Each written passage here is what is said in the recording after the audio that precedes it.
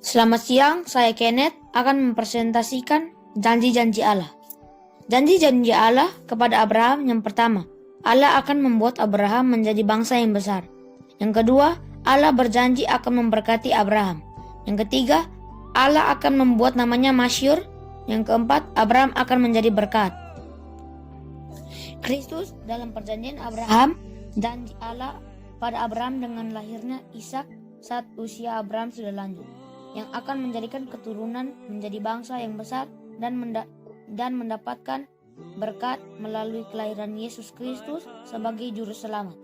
Pemenuhan janji Allah terhadap perjanjian baru di mana Yesus adalah keturunan Abraham yang olehnya bangsa-bangsa memperoleh berkat keselamatan. Allah memberkati Abraham sampai pada keturunannya dan bangsa-bangsa yang setia kepadanya.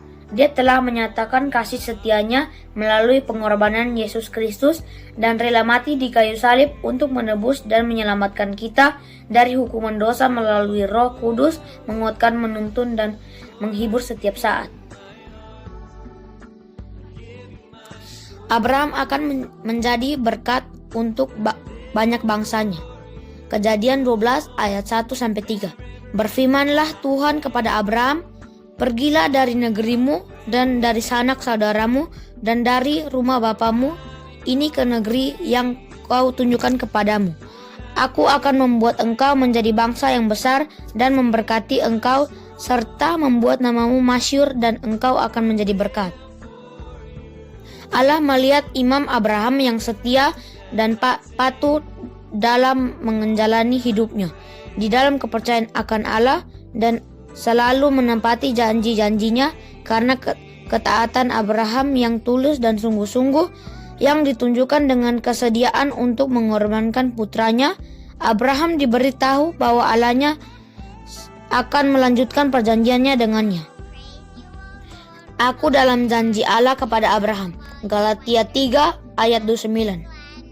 Dan jikalau kamu adalah milik Kristus, maka kamu juga adalah keturunan Abraham dan berhak menerima janji Allah. Setiap orang yang menerima Yesus akan menjadi keturunan Abraham, dan oleh karenanya berhak untuk menerima apa yang dijanjikan Allah. Tuhan menjanjikan segala kebaikannya kepada kita seperti janjinya yang telah Dia tepati kepada Abraham. Abraham menerimanya, maka kita pun berhak untuk itu. Janji itu diwariskan kepada kita ketika kita menjadi keturunan Abraham dengan menerima Kristus. Hidup kita jauh lebih berarti ketika kita sudah merasakan janji-janji Tuhan. Misalnya janji kesembuhan, janji berkat, janji keselamatan, janji pernyataan Tuhan, dan lain sebagainya.